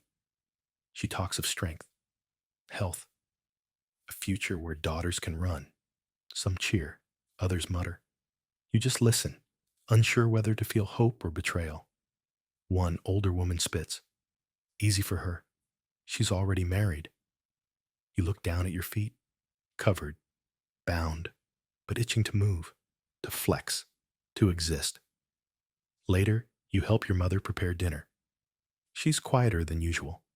At one point, she glances at your feet and pauses, as if remembering something. Then she says softly, "I once dreamed of dancing." Just that, nothing more. You want to ask her why she didn't, but you already know. Here's your quirky tidbit. In some areas, families formed anti-foot binding societies, complete with membership pledges and public unwrapping ceremonies. Girls showed their feet like protest banners, a revolution measured in inches. But of course, there was backlash. Historians still argue whether these reforms were welcomed in rural communities or met with quiet resistance. Change, it seems, is easier to preach than to practice, especially when fashion is fused with family honor. You visit a friend the next day, a girl named Leon, once praised for her perfect sway. She hasn't left her home in weeks. Infection, they say. Her feet bound too tight, for too long. One toe gone, maybe more. You bring soup. She doesn't eat. She whispers, "I did everything right." You hold her hand because what else can you offer? You want to tell her it's not her fault, but part of you still thinks it might be, because that's how deep this goes. That evening, you unwrap your feet slowly, reverently, not in defiance, just differently. You sit on the floor with your cousin and practice stretching your toes. At first, they barely move, but then, just slightly, the second toe wiggles. A miracle. Or muscle memory. The sun rises a little slower this morning, or maybe you're just moving faster. You stretch before standing, flexing your toes one by one, like sleepy birds uncurling after a storm. There's still stiffness, still pain, but it feels negotiable now, manageable. You decide to wear your loosest shoes, the soft pair with the faded embroidery, peonies barely visible anymore, like memories under fog. You step into the courtyard with a quiet confidence, as if your body finally belongs to you again, even if only in fragments. Your mother watches from the doorway. She doesn't speak, but she doesn't stop you either. The neighbors are whispering again. Some smile, some scowl. You can feel it in the way they tilt their heads, the way their eyes flick down to your gait, your shoes, the absence of tightness. But you walk anyway. Each step is a whisper back at them. That afternoon, you sit with your cousin beneath the mulberry tree, both barefoot. A scandalous sight, if anyone cared enough to report it. You compare calluses like war stories. She tells you about a girl in Suzhou who unbound 2 years ago and now teaches other girls how to walk again. Like learning from the beginning, she says, except this time, we get to choose. You both try a few steps across the courtyard, wobbly, unsure. You teeter slightly and laugh, and she catches your elbow. Your balance is all wrong, of course. Your muscles were never trained for this. But still there's joy. Real joy. Not the quiet, painful kind sewn into obedience, but something freer, riskier. Here's your mainstream historical fact. By the early 20th century, anti-foot binding societies were gaining traction. Many women, especially in urban areas, began to reject the practice, choosing education, health, and self-determination instead. But rural regions, bound in deeper tradition, often clung to the custom for decades more. Your aunt visits again, this time with tighter lips and sharper eyes. She sees the barefoot walk, the lightness. She says nothing until she's about to leave. Then she turns and says, "Your grandmother would be ashamed." And then a pause, or maybe jealous. You don't answer. Not because you're afraid, but because you're not sure either. Later, your mother joins you in the kitchen. She begins peeling lotus root, and after a few minutes of silence says, "My mother tried to stop my binding once, just for a week. Her sister found out and beat her with a rice paddle." She doesn't look up, just keeps peeling. Sometimes I still wonder how my feet would have grown. You reach down and take her hand. She lets you. Another small rebellion. Another silent apology passed from mother to daughter to granddaughter. You realize, then, that pain doesn't just live in the body. It lives in choices not taken, in the weight of what was passed down like heirlooms. That night, you sit by lamplight and go through your shoe chest. You line them all up, pairs from every stage of your life. The baby blue silk, with cranes from age 6. The stiff red pair you wore to the palace. The gold-threaded slippers you never quite grew into. You run your fingers along the embroidery. Each one tells a story, but none of them are really yours. Not fully. They're stories shaped by others, wrapped in obligation, soaked in vinegar and herbs, pinned by expectation. You decide to keep one pair. Not to wear, just to remember. Just you're wearing a hennin. And not just any hennin. This is the kind of headgear that requires personal space, wind calculations, and probably a prayer or two. It's nearly 3 feet tall, made of fine silk and veiled in gauze that sways with every step like a ghost trailing behind you. It's stitched, padded, starched, and perched like a medieval skyscraper on your scalp. And spoiler alert, you probably won't survive this comfortably. So, before you get comfortable, take a moment to like the video and subscribe. But only if you genuinely enjoy what I do here.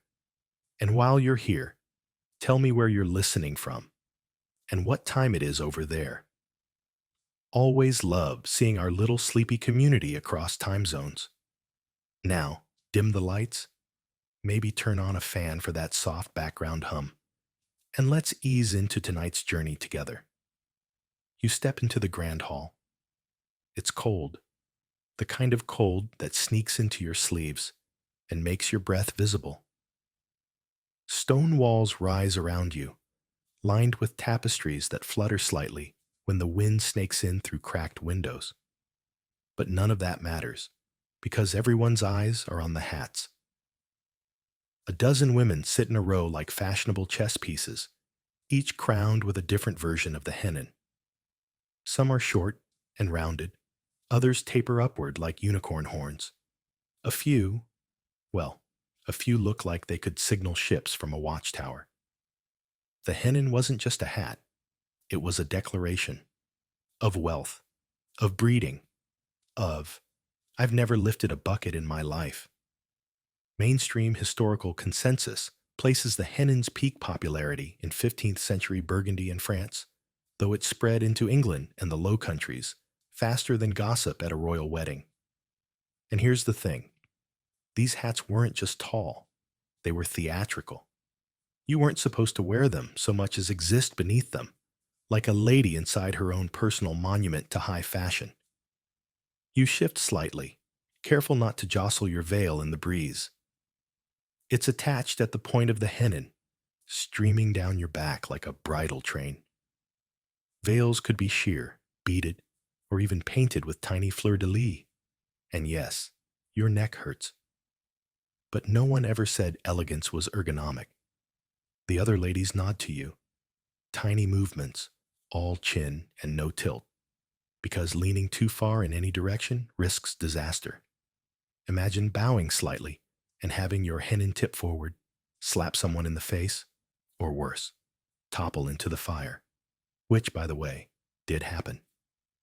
You approach the table and sit, very slowly, onto the wooden bench, which has been slightly lowered to accommodate your architecture. A servant stands nearby, ready to catch anything that falls. Not the wine goblet. You, or your hat. Here's your first quirky tidbit of the night. Some noblewomen trained servants just to walk beside them, holding their hennin steady with a thin rod, like a support pole for a circus tent. It was considered both noble and utterly ridiculous, depending on who you asked. The gentleman across from you, a lesser baron with the facial hair of a confused goat, tries not to stare. But he absolutely is. Your hennins made from imported Milanese silk, dyed with crushed woad and edged with gold thread. It probably cost more than his horse. He lifts a goblet in your direction and says, "May I compliment your altitude?" You smile. The kind of tight-lipped smile that means, yes, I know I'm taller than the Archbishop's lectern right now. Historians still argue whether the hennin was purely an aristocratic indulgence or a subtle political signal, a way for women to assert visibility and vertical presence in a male-dominated space. After all, you couldn't ignore someone whose silhouette literally reached toward heaven.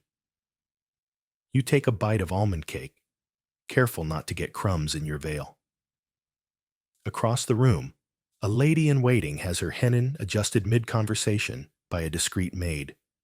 Another woman's hat brushes a candle holder and causes a minor panic. Everyone gasps. The hat survives. Barely. You wake up sore. Not from swordplay or a midnight escape through castle tunnels, but from your hat. Your neck feels like it wrestled a sack of flour and lost. There's a strange pressure just behind your ears, like your scalp's holding a grudge. You sit up slowly, feeling the indent where yesterday's hennin pressed into your skull like a judgmental crown. A tray arrives. Bread, soft cheese, and something pretending to be warm ale. You nibble as your maid unrolls fabric swatches and ribbon. Today's task, hat selection. Again. Because in this world, your headgear speaks before you do. Loudly. And in Old French. Your choices?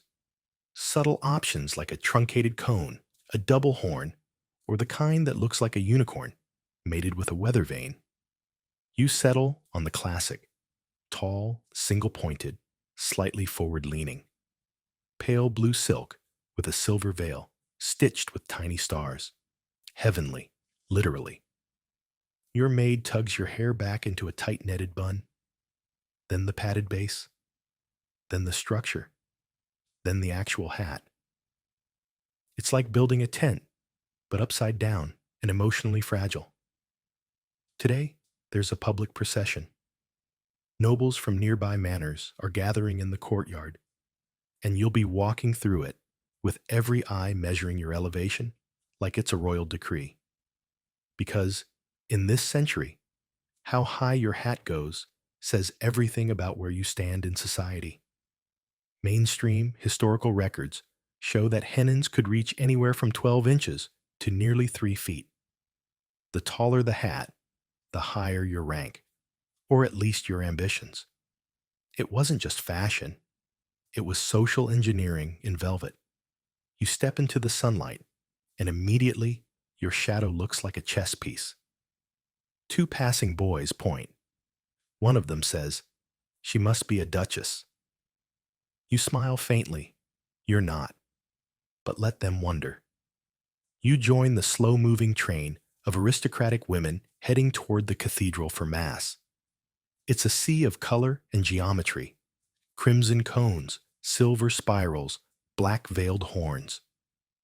Everyone's trying to be taller than the woman in front of them, but without tripping on a flagstone and making history in the worst possible way. Here's your quirky tidbit. There are reports of women padding the inside of their hennons with straw or even hollowed wood to keep the shape firm, sort of like walking around with a birdhouse strapped to your skull. As you pass beneath the arch of the cathedral, you duck slightly, just a bit.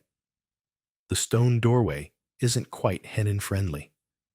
Someone behind you doesn't duck in time. Her veil snags on a carved saint's elbow and rips audibly. The gasp echoes like thunder. You don't turn around. You just tighten your lips and keep walking. The scandal will find you later. Inside the church, the cold stone presses in. The priest is already glaring. He hates these hats. He calls them symbols of vanity, pride, and French influence, which honestly is fair. Historians still argue whether the church truly condemned the hennon as sinful or just annoyingly obstructive. There are sermon transcripts describing them as horns of the harlot, which is aggressive branding even by medieval standards. Some clergy tried banning them outright. Others simply shamed them from the pulpit while politely admiring their stitching. You kneel on your cushioned spot, tilting your head slightly so the hennon doesn't scrape the pillar behind you. You can't bow fully. That would unseat the whole structure. So you nod, gently, piously, like someone praying at altitude. The sermon drones on about humility. You think about the woman next to you. Her hat leans a bit left, the veil caught awkwardly in her brooch. She knows. She's sweating. You meet eyes and share a silent, weary smile. Sisters in fashion suffering. After Mass, you're invited to a small lunch hosted by the local Viscountess. She's known for her love of Italian embroidery and her need to win every unspoken hat contest. Her hennon today? Ridiculous. Silver silk with gold netting, at least 2.5 feet tall, veiled in a sheer crimson cascade that makes her look like a walking wine goblet. You take your place at the long oak table. The Viscountess makes small talk, peppered with compliments that feel vaguely like threats. Your veil is charming, she says. So practical. Not everyone could pull off something so modest.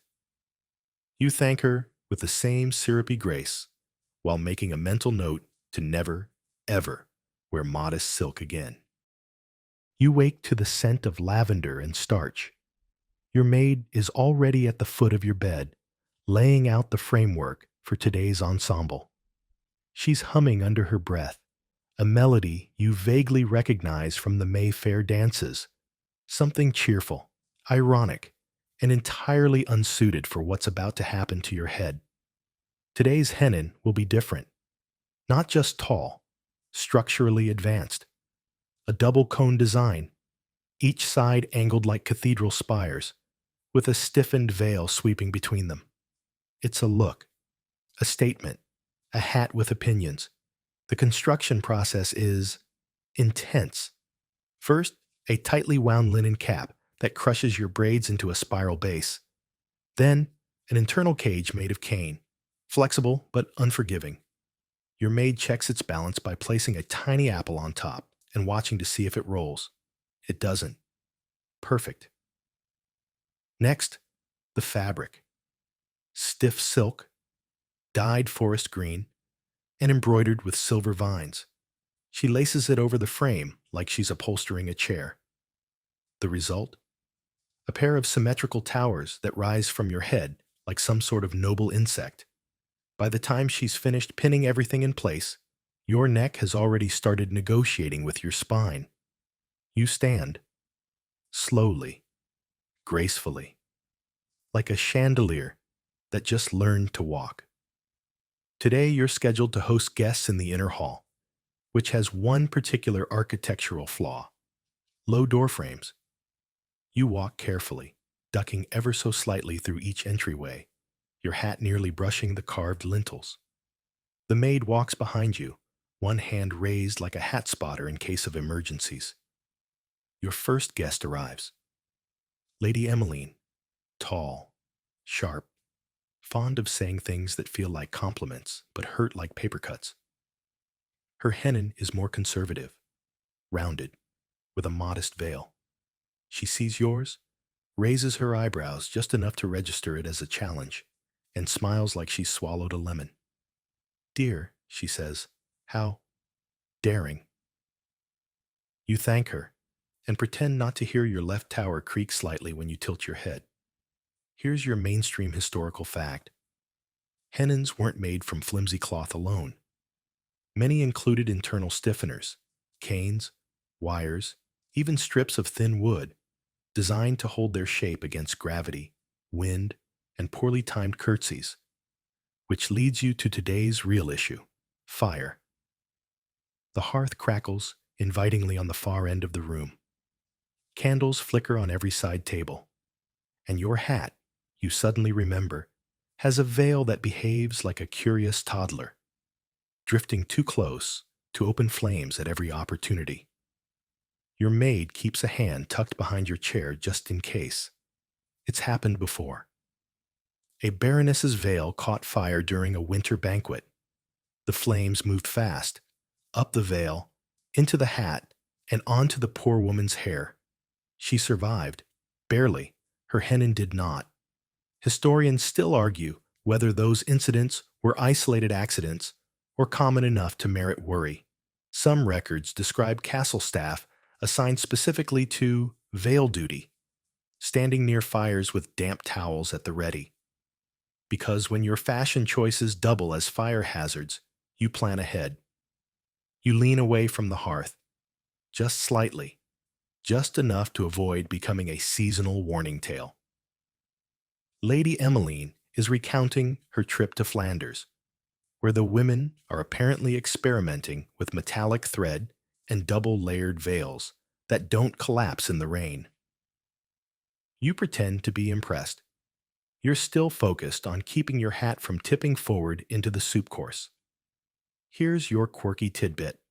Some hennins included hidden weights, tiny lead pellets sewn into the back of the veil to balance the whole structure forward. The problem?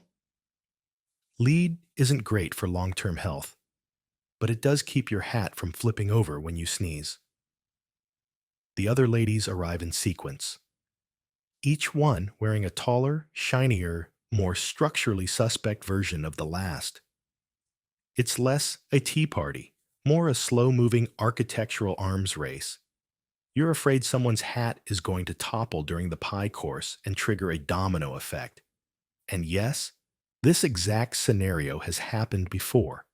A wedding feast in Provence, 4 hennins down, 1 dislocated jaw, a duck roasted beyond redemption. The conversation shifts to marriage prospects, embroidery trends, and the new fabric merchant in town who allegedly sells counterfeit satin. You smile, nod, sip slowly, and try not to shift your neck. One false move, and your hat might list to port like a sinking ship. The bells ring across the courtyard, long and ceremonial, which means one thing. There's a banquet tonight. Not a small, polite supper with cousins and candles. No. This is the kind of event where nobles arrive late on purpose, shoes click louder than conversation, and the height of one's hat is discussed more than the meal. You're ready. Or at least, your hat is. Tonight's creation is an absolute monster. A conical hennin, nearly 30 inches tall, wrapped in black velvet and edged with pearls so tiny they look like sugar beads. The veil, a sheer whisper of silver organza that trails behind you like you've personally offended gravity. It took 2 maids and a small ladder to pin it correctly. As you ride to the hall in a creaky covered cart, because walking is out of the question, you can feel every bump on the road translate into your spine. Your hat gently sways with each jolt. It's like balancing a teacup on a broomstick, and if it falls, well, so does your entire evening. At the entrance, you step carefully down onto the gravel path. Other guests have already begun to arrive. One woman's hennin is decorated with what appears to be dyed peacock feathers. Another has looped golden chains hanging from the tip of her veil. A third, she's gone full theatrical. Twin hennins flanking either side of her head, like horns from a decorative goat. You inhale, straighten your back, and enter. The hall is lit with chandeliers. Low-hanging ones, of course, which means the entire event feels like a cautious game of dodge the candles. You catch sight of a younger noblewoman moving a bit too quickly, and thwack! Her hennin collides with a beam. Not enough to break it, but enough to tilt the veil so far left she looks like a fashionable sundial. You stifle a smile. Here's your mainstream historical fact. These hats weren't just expressions of wealth. They also functioned as status markers in a time when your name and title might not carry as far as your silhouette. The tallest hennins were reserved for the highest-ranking noblewomen. Even milliners had to follow regional ordinances about who could wear what shape and height. And like anything with rules, people found ways to cheat. You're seated next to a baroness who's clearly pushing the height boundary. Her hat leans ever so slightly forward, giving her the look of someone about to fall into her soup. She keeps trying to adjust it between courses, subtly tightening the chin strap under her wimple. At one point, she uses a spoon as a mirror. It does not help. Yours is very stable, she says, with a slightly jealous nod toward your hat. Wired frame, you reply, sipping your wine. And good posture. The meal is a parade of roast fowl, candied root vegetables, and a pudding that jiggles like it knows a secret. Conversation drifts from court gossip to a jousting tournament 2 towns over. But the real competition tonight isn't at the tables. It's above them. Your quirky tidbit for the evening? Some women stuffed their hennins with scented herbs to cover up scalp odor. Lavender, thyme, sometimes even cloves. One chronicler describes a hat filled with rose petals that left a trail of fragrance as the wearer walked. Dramatic, yes. Effective, absolutely. You wake to sermon bells. Not gentle, not suggestive. Angry bells. The kind that call people to repentance before they've even had breakfast. Outside your window, the town's already gathering. You can hear the clatter of hooves, the soft thud of wooden shoes, and above it all, the low thunder of church disapproval rumbling its way toward your wardrobe. Because today's sermon, it's not just about sin. It's about hats. You're not even dressed yet, and you already feel accused. Still, you get up. Because skipping Mass isn't an option. Not unless you want to be the talk of the square for all the wrong reasons. Your maid offers you the modest hennin, the one with the dull linen veil and the neutral tones. It feels like choosing porridge over a plum tart, but you nod. You know what kind of morning this is going to be. You dress quickly, hair tucked, cap tied, cone fitted, no jewels, no feathers, just enough height to say, yes, I'm still noble, and not enough to say, and I'd like to burn for it. As you make your way down the road to the church, you pass others doing the same. Hennins discreetly shorter than yesterday's, veils subdued. It's like everyone got the same memo at the same time. Keep it low or prepare to glow. In hellfire. Inside the stone cathedral, the air is already heavy. Rows of flickering candles cast tall, twitchy shadows across the walls.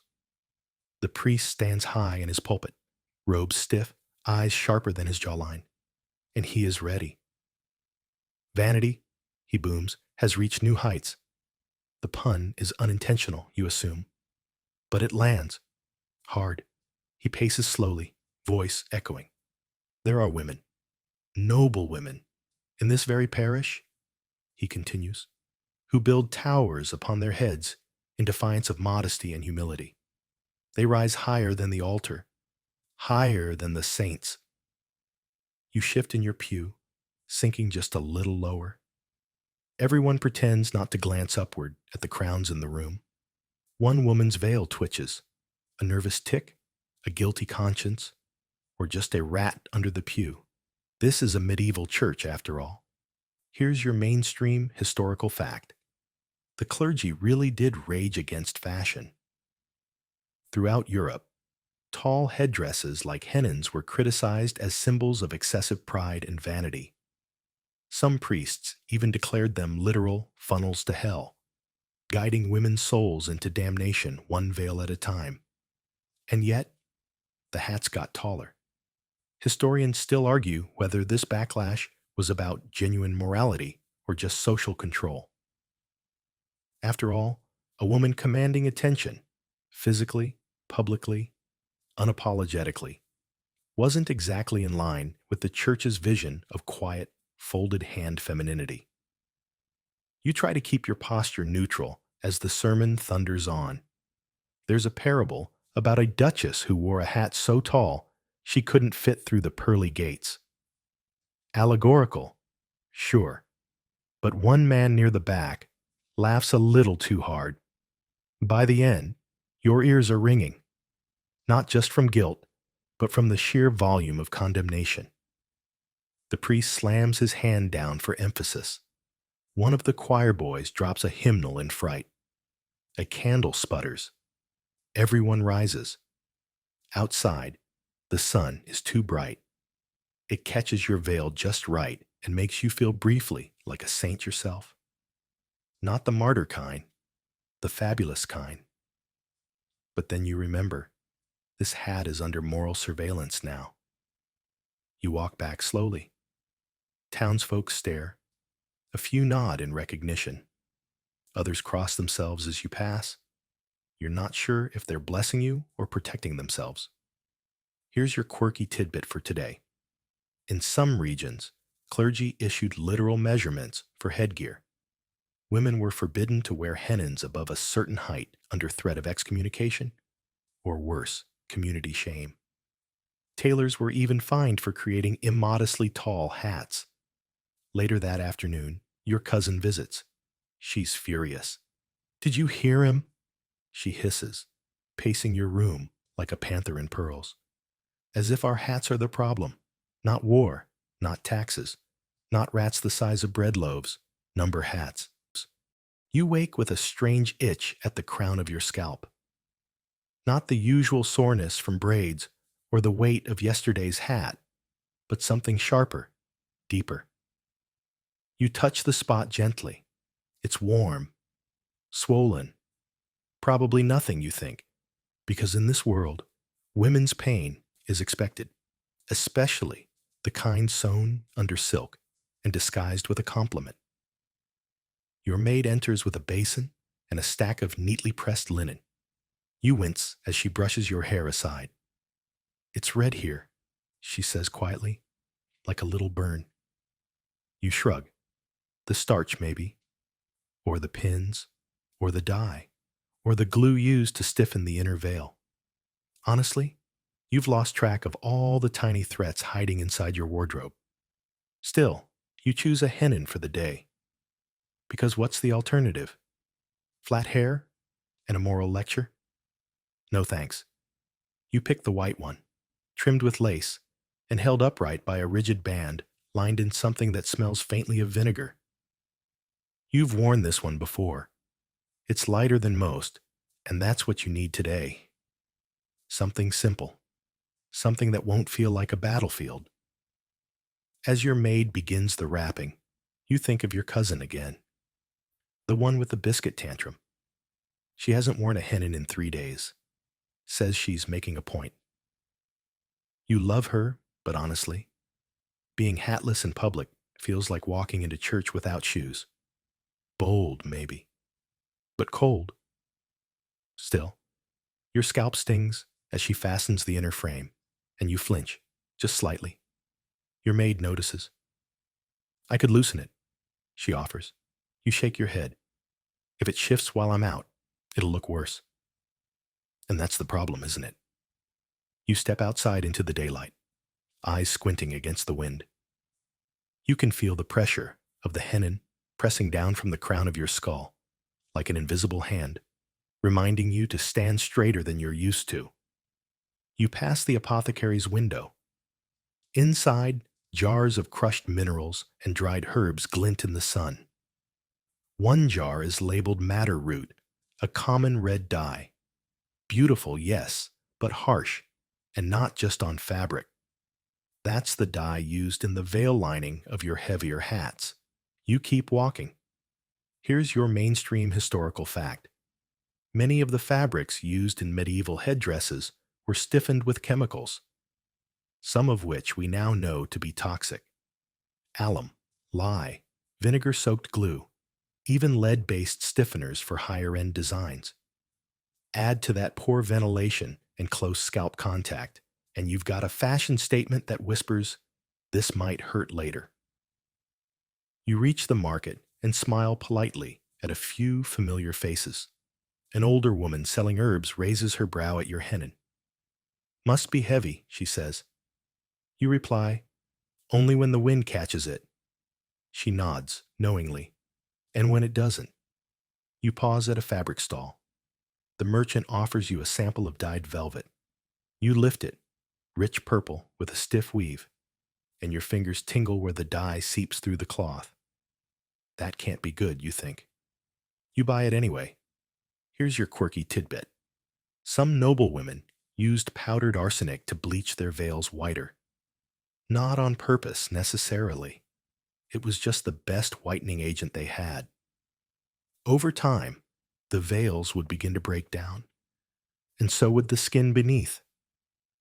You run into your cousin, hatless again, and she notices the way you're rubbing the side of your head. "You're doing it too tight again," she says, eyeing the veil as if it's alive. You sigh. You can't just abandon all form. There are rules. She shrugs. There were rules for corsets, too. Now I just breathe instead. You walk with her for a while, past the baker's shop and the guild house where women gossip while rolling wool. One of them waves. Her hennin is crooked, the veil askew. You realize she probably dressed without help today. You wave back, unsure whether to admire her bravery or offer assistance. That night, back in your chamber, the headache spreads behind your eyes. Your maid helps remove the hennin, and a few strands of hair come out with the pins. She gently parts your hair and gasps. It's blistered.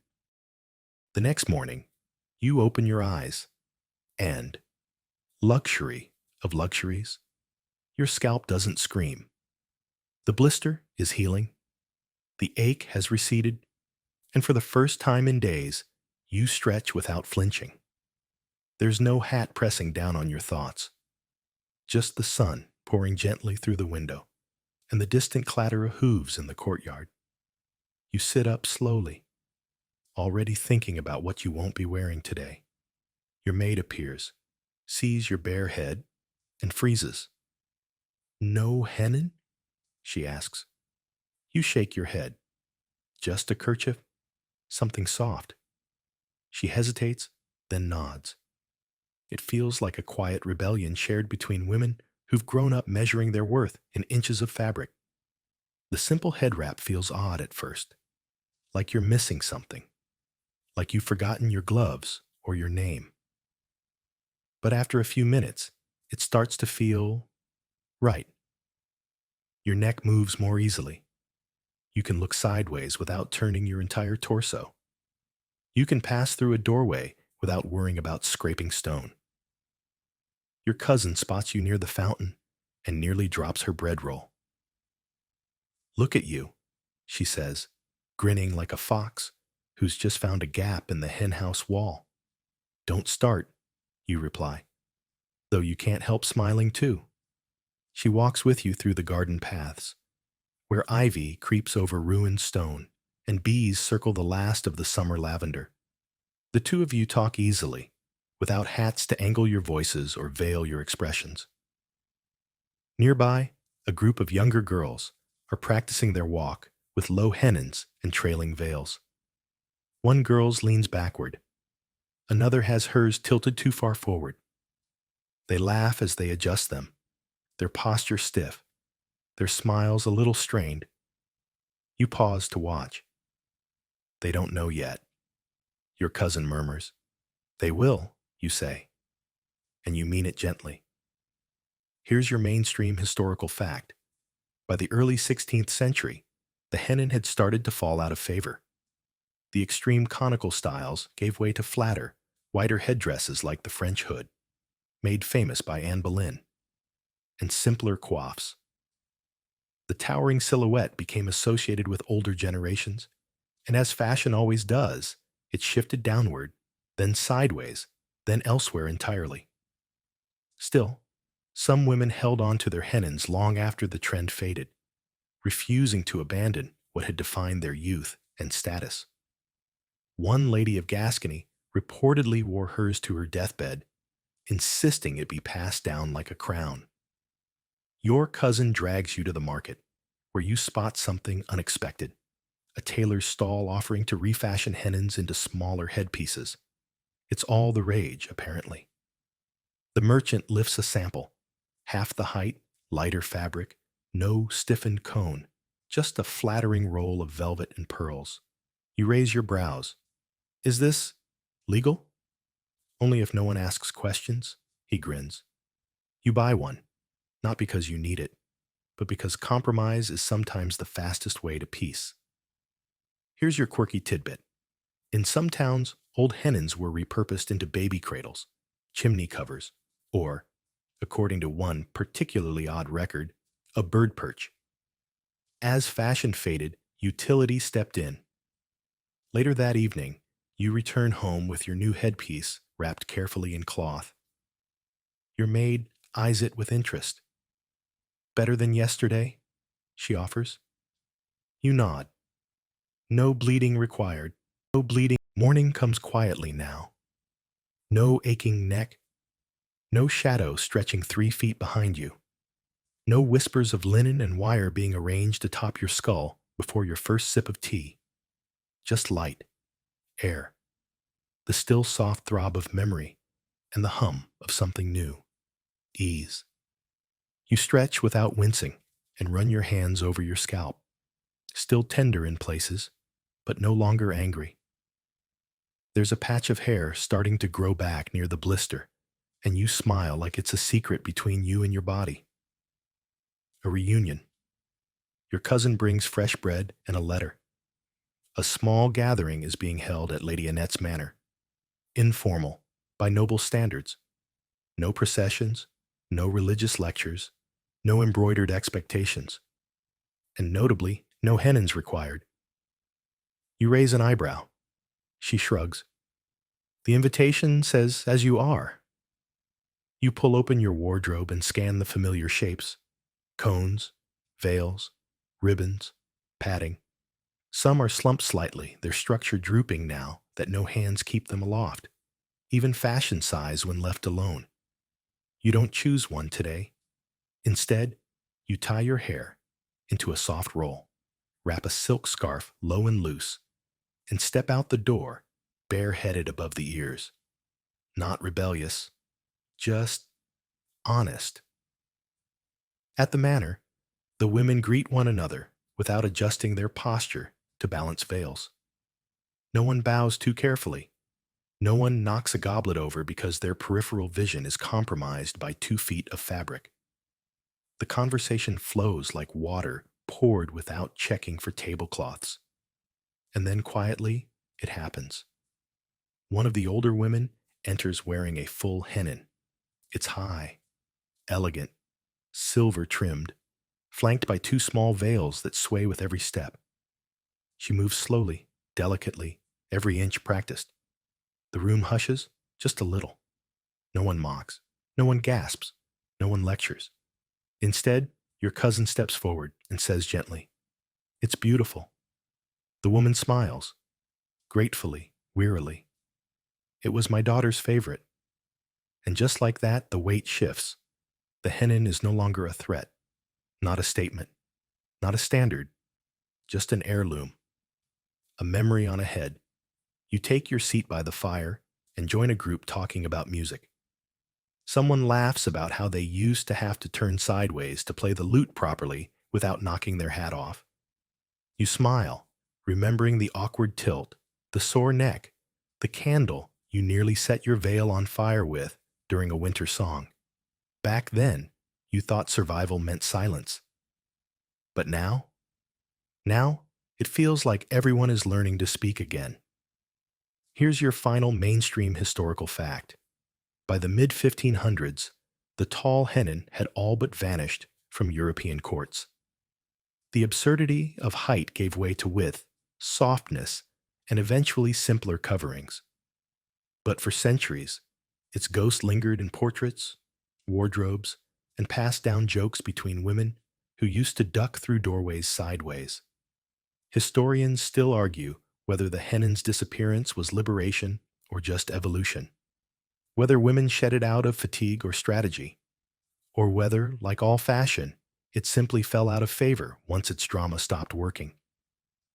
You watch the older woman laugh softly at something her neighbor says, the point of her hennin catching a sunbeam from the window, and you realize something.